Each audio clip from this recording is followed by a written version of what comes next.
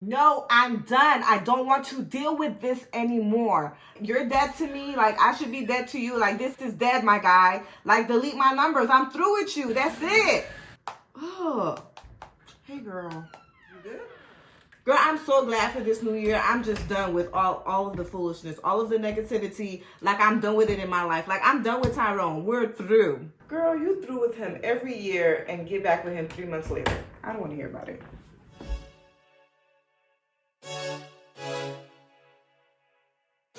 Put our flight attendants, prepare for arrival. Hello, and welcome back to the 12 Days of Christmas, where I've been talking about the reality that this is not necessarily the most wonderful time of the year for everyone. Today's day 10, and I'll be talking about setting realistic goals, which so happens to fall on New Year's Day, the time that a lot of people are stepping into their New Year's resolutions. Personally, I do not participate in New Year's resolutions, which I'll get into in tomorrow's video. So make sure you stay tuned for that. But a lot of people are starting New Year's resolution, and the reality of it is that about 80% of you will fail. And I'm not saying that to like be mean or be a hater at all. It's just that the reality of it is that majority of people who start a New Year's resolution usually drop out or quit within the first few weeks.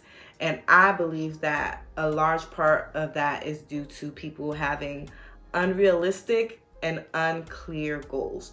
So because I'm not a hater and I don't want you to fail, I'll be talking about ways to practically set realistic goals and how to make sure that you achieve them so that you can go ahead and win and conquer whatever your goal is for this year. So here are some steps that you want to take to set realistic goals. The first thing you want to do is write them down. So if you are a vision board person and you already did your vision board, or you plan on doing a vision board, you have step 1 down. If you are kind of like me where you don't really do vision boards, you still want to go ahead and write down whatever your goal is. Reason being, just thinking about something doesn't make it real. We are constantly affected by things that are happening around us, and external circumstances can cause us to unknowingly change or alter our goals to the point that we might essentially forget about them and then not even work towards them at all. Also, writing them down helps you to really commit to whatever it is that you are aiming towards achieving. So you definitely want to make sure that you write your goal down. Once you've written your goal down, the next thing that you want to do is be specific. A general theme or a general goal that most people have around this time of the year is weight loss. Unless you're like a special or blessed person, it might be weight gain. So ways that you want to be specific about that is, okay, you've written it down on your vision board or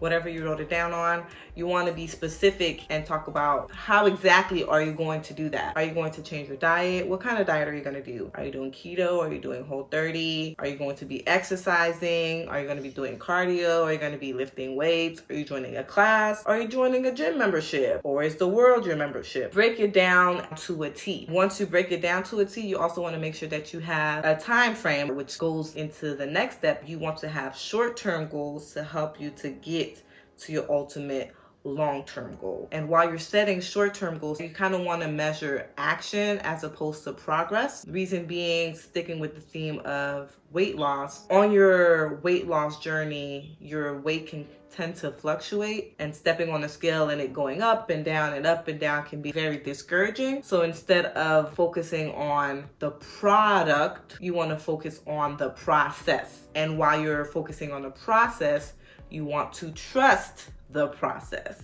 and just become very committed and consistent in what it is that you're doing. One big component to making sure that you achieve your goal is to be consistent. And a lot of us do not get the opportunity to build something into our routine and to be consistent with it so that we can be excellent at it and achieve it. Which brings me to my last point.